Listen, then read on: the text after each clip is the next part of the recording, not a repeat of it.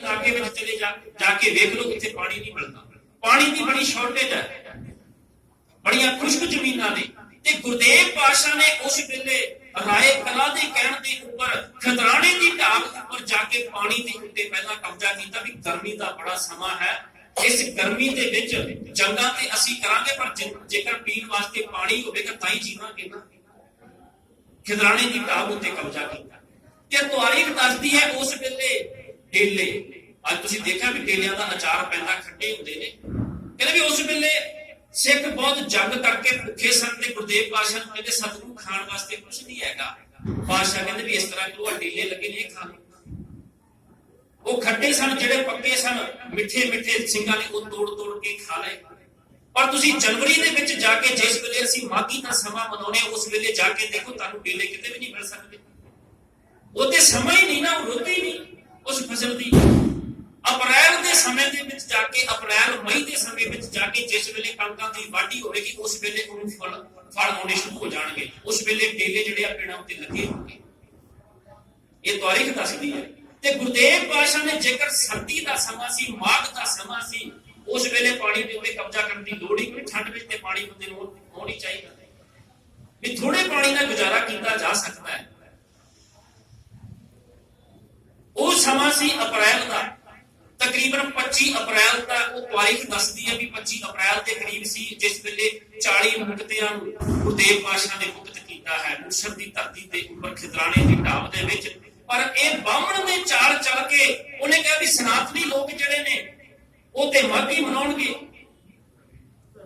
प्रयाग दे विच बड़े पद्धर ते उत्ते माघी दे उत्ते कुंभ दे मेले लगणगे भी मेरी ते दुकान उधरों चलेगी भी ये सिख ते मैनूं देणगे नहीं कुछ भी, फिर ते आमदन च घाटा पै जाएगा।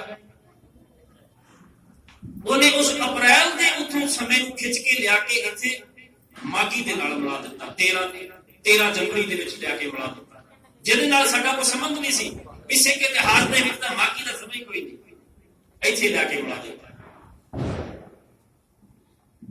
ये बामण दियां चलां। सो मैं जिक्र कर रहा भी गुरदेव पातशाह उस समय दे विच अमृतसर की धरती के उत्ते पहुंचण का जिहड़ा समा है वो फरवरी का है।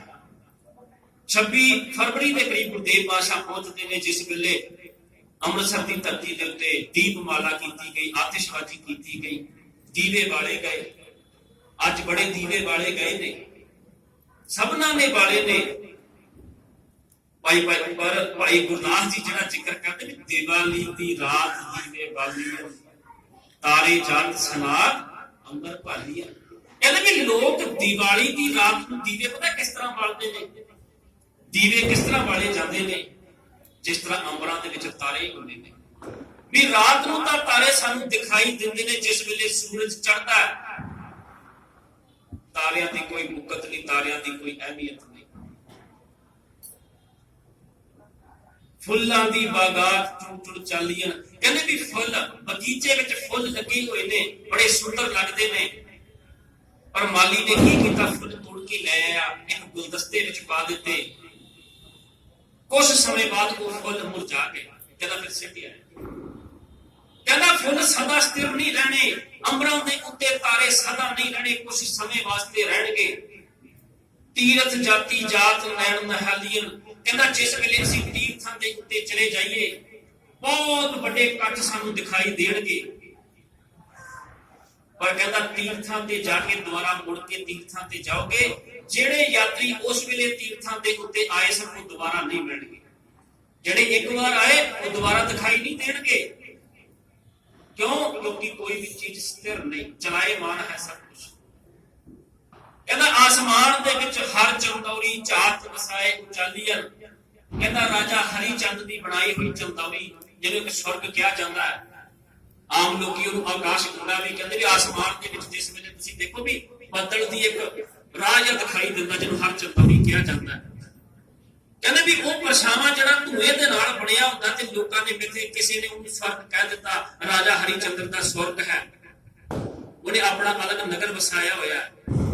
पर गुरदेव पातशाह कहते भी वो सदा स्थिर थोड़ी है, वो धुआं है, धुआं के भाप नाल बनिया ते फिर खत्म हो गया।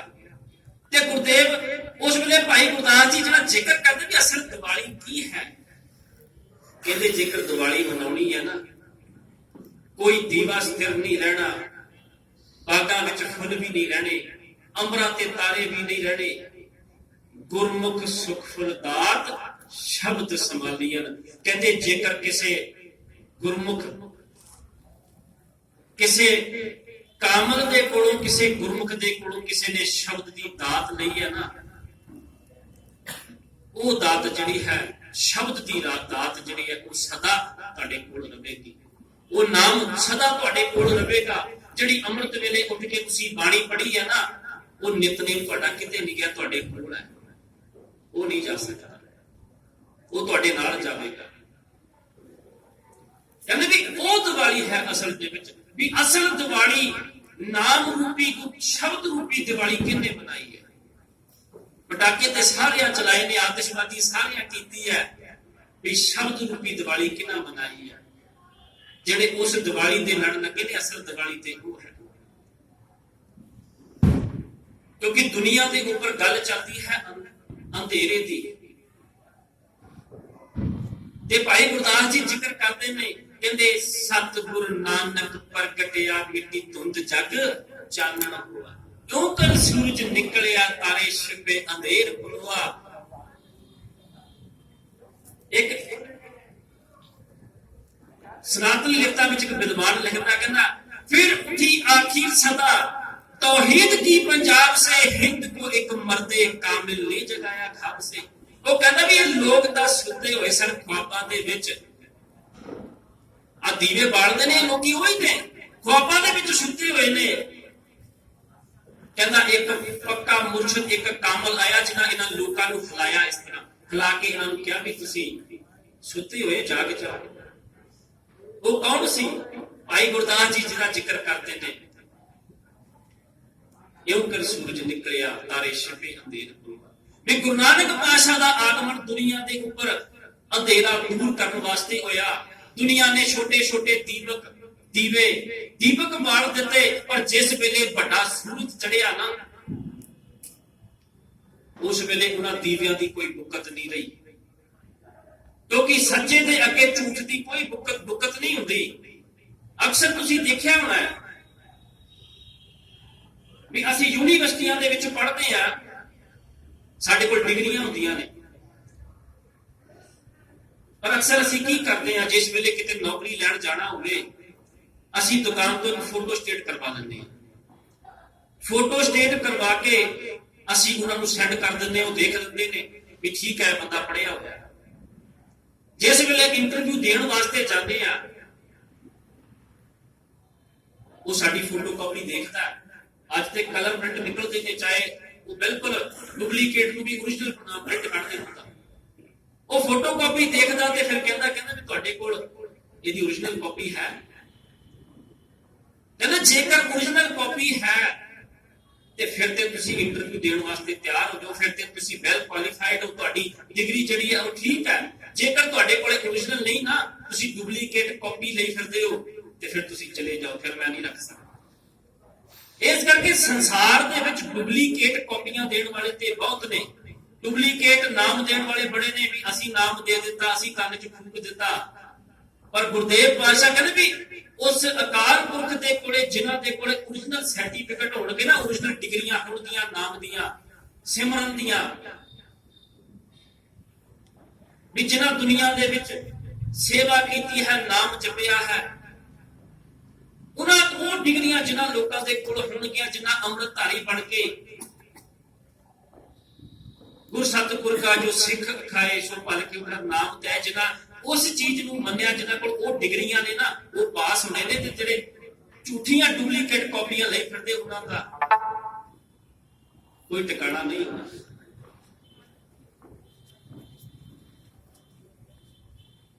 ਕਹਿੰਦੇ ਵੀ ਸੰਸਾਰ ਦੇ ਵਿੱਚ ਦੀਵੇ ਬਾਲੇ ਗਏ।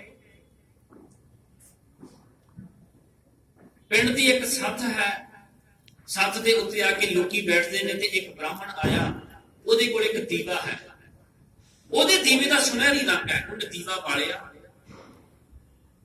ਇੱਕ ਸ਼ੂਦਰ ਵੀ ਆ ਗਿਆ, ਸ਼ੂਦਰ ਦੇ ਮਨ ਦੇ ਵਿੱਚ ਵੀ ਆਇਆ, ਕਹਿੰਦਾ ਦੀਵਾ ਬਾਲ ਦਈਏ। ਸੱਤ ਦੇ ਉੱਤੇ ਗਿਆ ਤੇ ਬਾਹਮਣ ਦੇ ਦੀਵੇ ਦੇ ਕੋਲ ਆਪਣਾ ਕਾਲੇ ਰੰਗ ਦਾ ਦੀਵਾ ਰੱਖਿਆ। ਦੋਨੋਂ ਦੀਵੇ ਮਿੱਟੀ ਦੇ ਨੇ, ਇੱਕ ਦਾ ਰੰਗ ਕਲੀ ਮਾਰ ਕੇ ਸੁਨਹਿਰੀ ਕੀਤਾ ਹੋਇਆ ਤੇ ਇੱਕ ਦਾ ਰੰਗ ਕਾਲਾ ਹੈ। ਉਹ ਆਪਣਾ ਦੀਵਾ ਬਾਲਣ ਲੱਗਾ, ਵਿੱਚ ਉਹਨੇ ਤੇਲ ਪਾਇਆ, ਬੱਤੀ ਪਾਈ, ਜਦੋਂ ਤਿੱਲੀ ਲਾਉਣ ਲੱਗਾ ਤੇ ਸ਼ੂਦਰ ਕਹਿੰਦਾ ਵੀ ਤੂੰ ਮੇਰੇ ਬਰਾਬਰ ਦੀਵਾ ਨਹੀਂ ਬਾਲ ਸਕਦਾ, ਵੀ ਜਿੱਥੇ ਬਾਹਮਣ ਦਾ ਦੀਵਾ ਬਾਲਿਆ ਜਾਵੇਗਾ ਉੱਥੇ ਤੇਰਾ ਦੀਵਾ ਨਹੀਂ ਬਲ ਸਕਦਾ, ਤੇਰਾ ਦੀਵਾ ਕਾਲਾ ਹੈ। ਉਹ ਕਹਿੰਦਾ ਜਿਸ ਵੇਲੇ ਮਿੱਟੀ ਵਿੱਚੋਂ ਘੜੇ ਗਏ ਨਾ, ਉਸ ਵੇਲੇ ਮਿੱਟੀ ਇੱਕੋ ਹੀ ਸੀ, ਤੇਰਾ ਝੱਟ ਤੋਂ ਪਹਿਲਾਂ ਲਾ ਦਿੱਤਾ ਗਿਆ, ਇਹਦੇ ਉੱਤੇ ਰੰਗ ਕਰਕੇ ਇਹਨੂੰ ਸੁਨਹਿਰੀ ਬਣਾ ਦਿੱਤਾ ਗਿਆ ਤੇ ਮੇਰਾ ਕਾਲਾ ਰਹਿ ਗਿਆ। ਕੁਛ ਅੱਗੇ ਇਹਨੂੰ ਜ਼ਿਆਦਾ ਲੱਗ ਗਈ, ਬਣਾਏ ਇੱਕੋ ਘੁਮਿਆਰ ਨੇ, ਤੇਰਾ ਥੋੜਾ ਸੋਹਣਾ ਹੋ ਗਿਆ ਤੇ ਮੇਰਾ ਥੋੜਾ ਕਾਲਾ ਰਹਿ ਗਿਆ। ਸ਼ੂਦਰ ਨੇ ਕੀ ਕੀਤਾ, ਆਪਣੇ ਦੀਵੇ ਨੂੰ ਨੇ ਬੱਤੀ ਲਾ ਦਿੱਤੀ ਤੇ ਬਾਹਮਣ ਨੇ ਉਹਦਾ ਦੀਵਾ ਬੁਝਾ ਦਿੱਤਾ। ਕਹਿੰਦਾ ਮੇਰੇ ਕੋਲ ਦੀਵਾ ਨਾ ਬਾਲੀ, ਤੂੰ ਮੇਰੇ ਬਰਾਬਰ ਨਹੀਂ ਆ ਸਕਦਾ, ਮੈਂ ਉੱਚਾ ਤੂੰ ਨੀਵਾਂ। ਕਹਿੰਦਾ ਠੀਕ ਹੈ। ਬ੍ਰਾਹਮਣ ਆਪਣਾ ਅਹੰਕਾਰ ਦਾ ਦੀਵਾ ਬਾਲ ਕੇ ਉੱਥੋਂ ਚਲਿਆ ਗਿਆ। ਉਸ ਸਮੇਂ ਬਾਅਦ ਸ਼ੂਦਰ ਫਿਰ ਆਇਆ, ਉਹਨੇ ਆਪਣਾ ਦੀਵਾ ਦੇਖਿਆ, ਬੁਝਿਆ ਹੋਇਆ ਸੀ, ਉਹਨੇ ਬਾਹਮਣ ਦਾ ਦੀਵਾ ਵੀ ਬੁਝਾ ਦਿੱਤਾ। ਕਹਿੰਦਾ ਜੇਕਰ ਮੇਰਾ ਨਹੀਂ ਨਾ ਬਲਦਾ ਤੇ ਬਲਣਾ ਤੇਰਾ ਵੀ ਨਹੀਂ। ਅਗਲੇ ਦਿਨ ਫਿਰ ਬਾਹਮਣ ਇਕੱਠਾ ਆਇਆ, ਉੱਥੇ ਕੁਝ ਲੋਕ ਇਕੱਠੇ ਹੋ ਗਏ, ਕਹਿੰਦੇ ਵੀ ਸ਼ੂਦਰ ਨੇ ਇਸ ਤਰ੍ਹਾਂ ਕੀਤਾ ਵੀ ਮੇਰਾ ਦੀਵਾ ਬੁਝਾ ਦਿੱਤਾ ਤੇ ਆਪਣੇ ਨੂੰ ਬਾਲ ਦਿੱਤਾ, ਵੀ ਇਹ ਉਹਨੇ ਗਲਤ ਕੀਤਾ। ਕਹਿੰਦਾ ਵੀ ਮੇਰੇ ਬਰਾਬਰ ਤੂੰ ਦੀਵਾ ਨਹੀਂ ਬਾਲ ਸਕਦਾ, ਵੀ ਤੈਨੂੰ ਹੱਕ ਕੋਈ ਨਹੀਂ, ਧਰਮ ਤੈਨੂੰ ਆਗਿਆ ਨਹੀਂ ਦਿੰਦਾ ਵੀ ਤੂੰ ਸਾਡੇ ਬਰਾਬਰ ਖੜਾ ਹੋਵੇ। ਇਹ ਦਸ਼ਾ ਹੈ ਸੰਸਾਰ ਦੀ, ਦੁਨੀਆ ਦੀ ਅੱਜ ਵੀ ਇਹ ਦਸ਼ਾ ਹੈ। ਕਿਉਂ? ਕਿਉਂਕਿ ਸਾਡੇ ਨਾਵਾਂ ਦੇ ਨਾਲ ਸਾਡੀਆਂ ਜਾਤੀਆਂ, ਸਾਡੀਆਂ ਬਰਾਦਰੀਆਂ, ਸਾਡੀਆਂ ਕੁੱਲ ਅੱਜ ਵੀ ਟਿਕੇ ਹੋਏ ਨੇ। ਅਸੀਂ ਉੱਚੇ ਆ, ਇੱਕੋ ਇੱਕ ਪਿੰਡ ਦੇ ਵਿੱਚ 5-5 ਗੁਰਦੁਆਰੇ ਤਾਂ ਹੀ ਤੇ ਬਣਦੇ ਨੇ ਵੀ ਇਹ ਸਿੱਖਾਂ ਦਾ ਗੁਰਦੁਆਰਾ, ਇਹ ਜੱਟਾਂ ਦਾ ਗੁਰਦੁਆਰਾ, ਇਹ ਰਮਦਾਸੀਏ ਸਿੰਘਾਂ ਦਾ ਗੁਰਦੁਆਰਾ,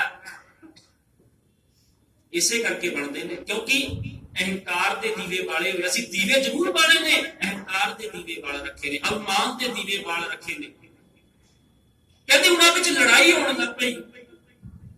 ਤੇਲ ਨੂੰ ਪੁੱਛਿਆ, ਤੇਲ ਨੂੰ ਕਹਿੰਦੇ ਵੀ ਤੂੰ ਦੱਸ ਵੀ ਦੋਵਾਂ ਦੀਵਿਆਂ ਵਿੱਚ ਤੇਲ ਤੇ ਇੱਕੋ ਪਿਆ ਹੋਇਆ। ਬ੍ਰਾਹਮਣ ਦਾ ਦੀਵਾ ਕਹਿੰਦਾ ਨਹੀਂ ਮੈਂ ਤੇ ਚੰਗਾ, ਮੈਂ ਤੇ ਸੁਨਹਿਰੀ ਦੀਵੇ ਵਿੱਚ ਬਲਦਾ, ਮੈਂ ਤੇ ਚੰਗਾ, ਮੈਂ ਮਾੜਾ ਵੀ ਕਿਉਂ ਨਾ ਹੋਵਾਂ, ਮੈਂ ਤੇ ਬ੍ਰਾਹਮਣ ਦੇ ਹੱਥ ਵਿੱਚ ਚਲਾ ਗਿਆ, ਮੈਂ ਤੇ ਗੁੰਡਾ ਬਣ ਗਿਆ। ਬੱਤੀ ਕਹਿੰਦੀ ਰੂਹ ਕਹਿੰਦਾ ਵੀ ਮੈਂ ਵੀ ਉੱਤਮ ਹੋ ਗਈ। ਪਹਿਲਾਂ ਮੈਂ ਬਸ਼ੱਕ ਦੀ ਮੈਂ ਕਿਤੇ ਪੈਦਾ ਹੋਈ, ਪਰ ਮੈਂ ਜਿਸ ਵੇਲੇ ਬਾਹਮਣ ਦੇ ਹੱਥ ਵਿੱਚ ਚਲੀ ਗਈ ਮੈਂ ਤੇ ਉੱਤਮ ਹੋ ਗਈ, ਮੇਰੀ ਤੇ ਕੀਮਤ ਪੈ ਗਈ। ਵੀ ਸ਼ੂਦਰ ਨੂੰ ਕਹਿੰਦੇ ਵੀ ਤੂੰ ਸਾਡੇ ਬਰਾਬਰ ਨਹੀਂ ਆ ਸਕਦਾ, ਵੀ ਨੀਵਿਆਂ ਨੂੰ ਕਹਿੰਦੇ ਤੂੰ ਸਾਡੇ ਬਰਾਬਰ ਨਹੀਂ ਬੈਠ ਸਕਦਾ। ਲੜਾਈ ਹੋ ਰਹੀ ਸੀ। ਜਿਸ ਗੱਲ ਦਾ ਜ਼ਿਕਰ ਭਾਈ ਗੁਰਦਾਸ ਜੀ ਕਹਿੰਦੇ ਨੇ, ਕਹਿੰਦੇ ਵੀ ਦੁਨੀਆ ਦੇ ਵਿੱਚ ਜਿਸ ਵੇਲੇ ਗੁਰੂ ਨਾਨਕ ਪਾਤਸ਼ਾਹ ਦਾ ਆਗਮਨ ਹੋਇਆ ਨਾ, ਪ੍ਰਕਾਸ਼ ਹੋਇਆ, ਸੂਰਜ ਚੜ ਗਿਆ, ਉਹ ਗੱਲ ਕਰਦੇ ਵੀ ਲੜਾਈ ਹੋ ਰਹੀ ਸੀ ਤੇ ਉਧਰੋਂ ਇੱਕ ਮੁਰਸ਼ਦ ਆ ਗਿਆ, ਗੁਰੂ ਆਇਆ, ਗੁਰੂ ਨਾਨਕ ਪਾਤਸ਼ਾਹ ਆਏ ਤੇ ਆ ਕੇ ਉਹਨਾਂ ਦੇਖਿਆ ਵੀ ਲੜ ਰਹੇ ਨੇ। ਉਹਨਾਂ ਆਪਣੀ ਜੇਬ ਚੋਂ ਮਾਚਿਸ ਕੱਢੀ ਤੇ ਲਾਈ, ਦੋਨੋਂ ਦੀਵੇ ਬਾਲ ਦਿੱਤੇ। ਦੋਨੋਂ ਦੀਵੇ ਬਲ ਗਏ। ਕਹਿੰਦੇ ਵੀ ਦੱਸੋ ਇਹਨਾਂ ਚੋਂ ਕੌਣ ਵੱਡਾ ਤੇ ਕੌਣ ਛੋਟਾ? ਬਾਹਮਣ ਕਹਿੰਦਾ ਜੀ ਮੇਰਾ ਦੀਵਾ ਵੱਡਾ ਹੈ, ਇਹ ਛੋਟਾ ਹੈ। ਕਹਿੰਦੇ ਪਰਛਾਵਾਂ ਵੇਖ ਲਓ ਇਹਨਾਂ। ਗੁਰਦੇਵ ਪਾਤਸ਼ਾਹ ਕਹਿੰਦੇ ਵੀ ਤੁਸੀਂ ਦੋਨੋਂ ਅੱਡੋ ਅੱਡ ਬਲਦੇ ਹੋ, ਚਾਨਣ ਕਰਦੇ ਹੋ, ਤੁਹਾਡਾ ਚਾਨਣ ਘੱਟ ਹੈ। ਮੈਂ ਇਸ ਤਰ੍ਹਾਂ ਕਰਦਾ ਵੀ ਹੱਲੇ ਤੁਹਾਡਾ ਪਰਛਾਵਾਂ ਦਿਖਾਈ ਦੇ ਰਿਹਾ ਨਾ, ਕੱਲਿਆਂ ਕੱਲਿਆਂ ਦਾ। ਉਹਨਾਂ ਜੋੜ ਦਿੱਤਾ, ਦੋਨੋਂ ਦੀਵਿਆਂ ਦੀ ਬੱਤੀ ਇੱਕ ਕਰ ਦਿੱਤੀ। ਹੁਣ ਚਾਨਣ ਬਹੁਤ ਜ਼ਿਆਦਾ ਹੋ ਗਿਆ। ਜਿੱਥੇ ਪਹਿਲਾਂ ਪਰਛਾਵਾਂ ਦਿਖਾਈ ਦਿੰਦਾ ਸੀ, ਉਹ ਪਰਛਾਵਾਂ ਵੀ ਖਤਮ ਹੋ ਗਿਆ। ਤੇ ਗੁਰਦੇਵ ਪਾਤਸ਼ਾਹ ਪਤਾ ਕੀ ਕਹਿਣ ਲੱਗੇ? ਕਹਿੰਦੇ ਵੀ ਹੁਣ ਮੈਨੂੰ ਕੋਈ ਮਨੁੱਖ ਦੱਸੇ, ਹੁਣ ਮੈਨੂੰ ਬਾਹਮਣ ਦੱਸੇ, ਹੁਣ ਮੈਨੂੰ ਸ਼ੂਦਰ ਦੱਸੇ ਵੀ ਇਸ ਦੀ ਜਿਹੜੀ ਜੋਤ ਹੈ, ਇਸ ਦਾ ਜਿਹੜਾ ਪ੍ਰਕਾਸ਼ ਹੈ, ਇਹਦੇ ਵਿੱਚੋਂ ਲੱਭ ਕੇ ਦੱਸੇ ਵੀ ਕੌਣ ਸ਼ੂਦਰ ਹੈ, ਕੌਣ ਬ੍ਰਾਹਮਣ ਹੈ, ਕੌਣ ਖੱਤਰੀ ਹੈ ਤੇ ਕੌਣ ਵੈਸਾ, ਕੌਣ ਹੈ ਇਹਦੇ ਵਿੱਚ।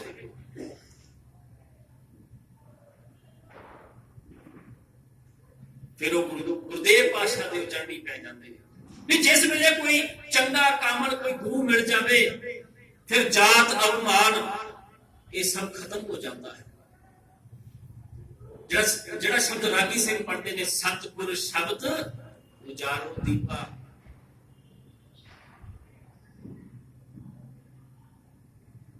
ਬਲਿਓ ਚਿਰਾਗ ਅੰਧਿਆਰ ਮੈਂ ਸਭ ਕੁਲ ਉਤਰੀ ਇੱਕ ਨਾਮ ਦਾ। ਵੀ ਅੰਧਿਆਰੇ ਦੇ ਵਿੱਚ ਨਾਮ ਰੂਪੀ ਜਿਸ ਵੇਲੇ ਦੀਵਾ ਬਲ ਗਿਆ ਫਿਰ ਅਹੰਕਾਰ ਖਤਮ ਹੋ ਗਿਆ। ਸੋ ਸਭ ਤੋਂ ਕੀਮਤੀ ਜਿਹੜੀ ਗੱਲ ਹੈ ਉਹ ਇਹ ਹੈ ਵੀ ਆਤਿਸ਼ਬਾਜ਼ੀ ਹੁੰਦੀ ਹੈ, ਦੀਵੇ ਬਾਲੇ ਜਾਂਦੇ ਨੇ। ਅਸੀਂ ਦੁਨਿਆਵੀ ਦੀਵੇ ਤੇ ਬੜੇ ਬਹੁਤ ਬਾਲੇ, ਪਰ ਗੁਰ ਸ਼ਬਦ ਰੂਪੀ ਦੀਵਾ ਗੁਰੂ ਚਰਨਾਂ ਵਿੱਚ ਆ ਕੇ ਵਿਰਲਿਆਂ ਨੇ ਬਾਲਿਆ। ਆਤਿਸ਼ਬਾਜ਼ੀ ਕੀਤੀ, ਅਸੀਂ ਬੜਾ ਧੂਆਂ ਕੀਤਾ, ਬੜੇ ਪਟਾਕੇ ਕੀਤੇ, ਬੜਾ ਨੋਇਜ਼ ਪੋਲਿਊਸ਼ਨ ਕੀਤਾ, ਅਸੀਂ ਬੜੀਆਂ ਆਵਾਜ਼ਾਂ ਕੀਤੀਆਂ, ਪੈਸਿਆਂ ਨੂੰ ਅੱਗ ਲਾਈ ਹੈ, ਆਰਥਿਕ ਪੱਖੋਂ ਵੀ ਇੱਕ ਪਰੇਸ਼ਾਨ ਹੋਏ ਆ। ਤੇ ਦੂਸਰੀ ਗੱਲ ਇਹ ਹੈ ਵੀ ਅਸੀਂ ਕੁਦਰਤ ਦੇ ਨਾਲ ਸਭ ਤੋਂ ਵੱਡਾ ਖਿਲਵਾੜ ਕੀਤਾ, ਜਿਹਨੂੰ ਗੁਰਦੇਵ ਪਾਤਸ਼ਾਹ ਕਹਿੰਦੇ ਨੇ ਪਵਨ ਗੁਰੂ ਪਾਣੀ ਪਿਤਾ ਮਾਤਾ ਧਰਤ ਮਹਤ। ਕਹਿੰਦੇ ਪਵਨ ਗੁਰੂ ਹੈ ਤੇ ਪਾਣੀ ਨੂੰ ਪਿਤਾ ਦਾ ਦਰਜਾ ਦਿੱਤਾ ਗਿਆ ਤੇ ਧਰਤੀ ਨੂੰ ਮਾਤਾ। ਕਿਉਂ? ਕਿਉਂਕਿ ਸੰਸਾਰ ਦੇ ਵਿੱਚ ਮਾਤਾ ਜਿਹੜੀ ਹੈ ਉਹ ਇੱਕ ਜਨਨੀ ਹੈ, ਜਨਮ ਦੇਣ ਵਾਲੀ ਹੈ, ਸਾਡੀ ਕੁੱਲ ਵਧਾਉਣ ਵਾਲੀ ਹੈ। ਇਸ ਕਰਕੇ ਗੁਰਦੇਵ ਪਾਤਸ਼ਾਹ ਧਰਤੀ ਨੂੰ ਮਾਤਾ ਦਾ ਦਰਜਾ ਦਿੰਦੇ, ਕਹਿੰਦੇ ਇਹਦੇ ਵਿੱਚ ਵੀ ਵਸਤ ਜਿਹੜੀ ਹੈ ਉਹ ਪੈਦਾ ਹੁੰਦੀ ਹੈ ਵੀ ਜਨਨੀ ਹੈ, ਸਾਡਾ ਰਿਜ਼ਕ ਇਹਦੇ ਵਿੱਚ ਪੈਦਾ ਹੁੰਦਾ।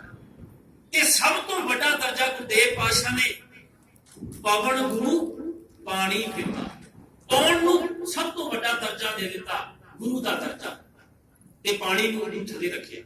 ਕਿਉਂਕਿ ਦੁਨੀਆ ਦੇ ਵਿੱਚ ਜੀਣ ਦੇ ਵਾਸਤੇ ਬੰਦਾ ਜੇਕਰ ਪਾਣੀ ਨਾ ਮਿਲੇ ਨਾ 40 ਦਿਨ ਸਵਾ ਮਹੀਨੇ ਤੱਕ ਜਿੰਦਾ ਰਹਿ ਸਕਦਾ ਹੈ, ਪਰ ਪਾਉਣ ਹਵਾ ਤੋਂ ਬਗੈਰ ਮਨੁੱਖ ਇੱਕ ਸੈਕਿੰਡ ਵੀ ਨਹੀਂ ਜੀ ਸਕਦਾ। ਇਸ ਕਰਕੇ ਗੁਰਦੇਵ ਪਾਤਸ਼ਾਹ ਨੇ ਪਵਨ ਹਵਾ ਨੂੰ ਗੁਰੂ ਦਾ ਦਰਜਾ ਦੇ ਦਿੱਤਾ। ਕਹਿੰਦੇ ਕਿ ਜਿਸ ਤਰ੍ਹਾਂ ਗੁਰੂ ਤੋਂ ਬਗੈਰ ਉਹਦਾ ਸਿੱਖ ਨਹੀਂ ਨਾ ਜੀ ਸਕਦਾ, ਗੁਰਦੇਵ ਪਾਤਸ਼ਾਹ ਕਹਿੰਦੇ ਸੋ ਜੀਵਿਆ ਜਿਸ ਮਨ ਵਸਿਆ ਸੋਏ ਨਾਨਕ ਅਵਰ ਨਾ ਜੀਵੇ। ਕਹਿੰਦੇ ਜਿਹਦੇ ਮਨ ਦੇ ਵਿੱਚ ਗੁਰੂ ਵਸ ਗਿਆ, ਜਿਹਦੇ ਮਨ ਦੇ ਵਿੱਚ ਨਾਮ ਉਹਦੀ ਯਾਦ ਵਸ ਗਈ ਨਾ, ਉਹ ਲੋਕ ਤਾਂ ਦੁਨੀਆ ਵਿੱਚ ਜਿਉਂਦੇ ਨੇ, ਪਰ ਬਾਕੀ ਸਭ ਮਾਏ ਹੋਏ ਨੇ। ਇਸ ਕਰਕੇ ਗੁਰਦੇਵ ਪਾਤਸ਼ਾਹ ਨੇ ਪਾਉਣ ਨੂੰ ਜਿਹੜਾ ਹੈ ਗੁਰੂ ਦਾ ਦਰਜਾ ਦੇ ਦਿੱਤਾ। ਅਸੀਂ ਤੇ ਅੱਜ ਕਹਿੰਦੇ ਵੀ ਪਾਣੀ ਸਾਨੂੰ ਬਚਾਉਣਾ ਚਾਹੀਦਾ, ਸਾਨੂੰ ਹਵਾ ਗੰਦਗੀ ਨਹੀਂ ਕਰਨੀ ਚਾਹੀਦੀ, ਇਹ ਨੁਕਸਾਨਦਾਇਕ ਹੈ। ਕੁਦਰਤ ਦੇ ਨਾਲ ਅਸੀਂ ਖਿਲਵਾੜ ਕਰਦੇ ਹਾਂ। ਕਿਉਂਕਿ ਅਸੀਂ ਗੁਰਦੁਆਰੇ ਆ ਕੇ ਗੁਰੂ ਦਾ ਜਿਸ ਵੇਲੇ ਨਾਮ ਲਈਏ, ਕਿਤੇ ਕੋਈ ਮੰਦਰ ਦੇਖੀਏ, ਕੋਈ ਮਸਜਿਦ ਦੇਖੀਏ, ਅਸੀਂ ਉਸ ਵੇਲੇ ਇੱਜ਼ਤ ਨਾਲ ਸਿਰ ਨੀਵਾ ਕਰ ਲੈਂਦੇ ਵੀ ਇਹ ਧਾਰਮਿਕ ਸਥਾਨ ਹੈ। ਗੁਰਦੁਆਰੇ ਆ ਕੇ ਅਸੀਂ ਗੁਰੂ ਨੂੰ ਸਜਦਾ ਕਰਦੇ ਹਾਂ, ਪਰ ਗੁਰਦੇਵ ਪਾਤਸ਼ਾਹ ਕਹਿੰਦੇ ਆਪੀ ਨੇ ਆਪ ਸਾਜਿਓ ਆਪੀ ਨੇ ਰਚਿਓ ਨਾਓ ਦੂਈ ਕੁਦਰਤ ਸਾਜੀ ਕਾ ਆਸਣ ਜਿੱਥੋਂ। ਵੀ ਗੁਰਦੇਵ ਸਤਿਗੁਰੂ ਨੇ ਸਭ ਤੋਂ ਪਹਿਲਾਂ ਤੇ ਉਹ ਆਪ ਬਣਿਆ, ਸਾਹਿਬ ਆਪਣੇ ਆਪ ਤੋਂ ਬਣਿਆ। ਆਪਣੇ ਆਪ ਬਣਨ ਤੋਂ ਬਾਅਦ ਦੂਜੇ ਨੰਬਰ ਤੇ ਜੇਕਰ ਉਹਨੇ ਕੋਈ ਵਸਤੂ ਬਣਾਈ, ਦੂਈ ਕੁਦਰਤ ਸਾਜੀ, ਦੂਜੇ ਨੰਬਰ ਤੇ ਕੁਦਰਤ ਪੈਦਾ ਕੀਤੀ। ਉਸ ਕੁਦਰਤ ਦੇ ਵਿੱਚ ਬਨਸਪਤੀ, ਪਾਣੀ, ਹਵਾ, ਪੰਜ ਤੱਤ ਇਹ ਸਭ ਕੁਝ ਸਮਾਏ, ਜਿਹਦੇ ਵਿੱਚੋਂ ਮਨੁੱਖ ਪੈਦਾ ਹੋਇਆ। ਤੇ ਅਸੀਂ ਅੱਜ ਉਸੇ ਕੁਦਰਤ ਨਾਲ ਖਿਲਵਾੜ ਕਰਨਾ ਸ਼ੁਰੂ ਕਰ ਦਿੱਤਾ, ਜਿਸ ਕੁਦਰਤ ਦੇ ਵਿੱਚ ਕਰ ਆਸਣ ਦੇਖੋ ਜਾਓ, ਜਿਹਦੇ ਵਿੱਚ ਪਰਮਾਤਮਾ ਆਪ ਆਸਣ ਕਰਕੇ ਬੈਠਾ ਹੋਇਆ ਸੀ, ਆਪ ਸਮਾਇਆ ਹੋਇਆ ਸੀ। ਅੱਜ ਅਸੀਂ ਉਸੇ ਕੁਦਰਤ ਨੂੰ ਜਿਹੜਾ ਹੈ ਦਬਲਾ ਕਰਨ ਦੇ ਉੱਤੇ ਲੱਗ ਗਏ, ਧੂਆਂ ਕਰਨ ਵਾਸਤੇ ਲੱਗ ਗਏ, ਜਾਂ ਇਹ ਕਹਿ ਲਈਏ ਵੀ ਅਸੀਂ ਆਪਣੇ ਵਾਸਤੇ ਦੁੱਖ ਆਪ ਸੰਘੇੜਨ ਲੱਗੇ, ਆਪਣੀ ਮੌਤ ਦਾ ਸਮਾਨ ਅਸੀਂ ਆਪ ਤਿਆਰ ਕਰਨ ਲੱਗੇ। ਵੀ ਜਿਹੜੀ ਹਵਾ ਅਸੀਂ ਲੈਣੀ ਹੈ, ਜਿਹੜਾ ਪਾਣੀ ਅਸੀਂ ਪੀਣਾ, ਉਹਦੇ ਵਿੱਚ ਅਸੀਂ ਆਤਿਸ਼ਬਾਜ਼ੀ ਕਰਦੇ ਹਾਂ। ਤੇ ਦੂਜਾ, ਇੱਕ ਪਾਸੇ ਉਹ ਲੋਕ ਨੇ ਜਿਨ੍ਹਾਂ ਨੂੰ ਇੱਕ ਪਲ ਦੀ ਰੋਟੀ ਨਸੀਬ ਨਹੀਂ ਹੁੰਦੀ, ਫੁੱਟਪਾਥ ਦੇ ਉੱਤੇ ਲੰਮੇ ਪਏ, ਤਾਂ ਬਥੇਰੇ ਮਿਲ ਜਾਣਗੇ ਚੰਡੀਗੜ੍ਹ 'ਚ ਜਾ ਕੇ ਦੇਖ ਲਓ। ਜੇਕਰ ਕਿਸੇ ਮਨੁੱਖ ਨੇ ਜਿਉਂਦੇ ਆ ਦੇਖਣਾ ਹੋਵੇ ਨਾ ਵੀ ਮੈਂ ਕਿੱਥੇ ਖੜਾ ਤੇ ਦੁਨੀਆ ਸੰਸਾਰ ਦੇ ਵਿੱਚ ਕਿੱਥੇ ਕਿੱਥੇ ਖੜੀ ਹੈ, ਉਹ ਅੰਮ੍ਰਿਤਸਰ ਦੀ ਧਰਤੀ ਉੱਤੇ ਜਾ ਕੇ ਪਿੰਗਲਵਾੜੇ ਚਲਿਆ ਜਾਵੇ।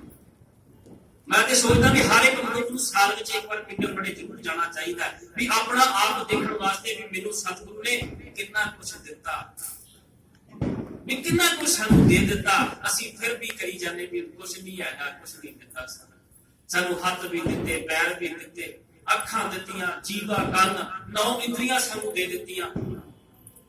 ਤੇ ਬਹੁਤਾਤ ਇਹੋ ਜਿਹੇ ਲੋਕ ਹੋਣਗੇ ਜਿਨ੍ਹਾਂ ਕੋਲ ਨਹੀਂ ਹੈਗੇ, ਅੱਖਾਂ ਵੀ ਨਹੀਂ ਹੈਗੀਆਂ, ਹੱਥ ਨਹੀਂ ਹੈਗੇ, ਪੈਰ ਨਹੀਂ ਹੈਗੇ, ਉਹ ਜਾ ਨਹੀਂ ਸਕਦੇ, ਬੋਲ ਨਹੀਂ ਸਕਦੇ।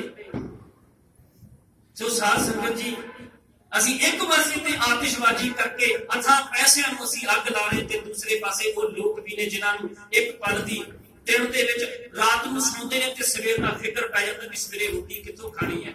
ਮਾਤਾ ਆਪਣਾ ਢਿੱਡ ਖਾਲੀ ਰੱਖ ਕੇ ਬੱਚਿਆਂ ਬਾਰੇ ਸੋਚੀ ਜਾਂਦੀ ਵੀ ਮੇਰੇ ਬੱਚੇ ਕਿੱਥੋਂ ਖਾਣਗੇ ਰੋਟੀ, ਟਿਕਾਣਾ ਕੀ।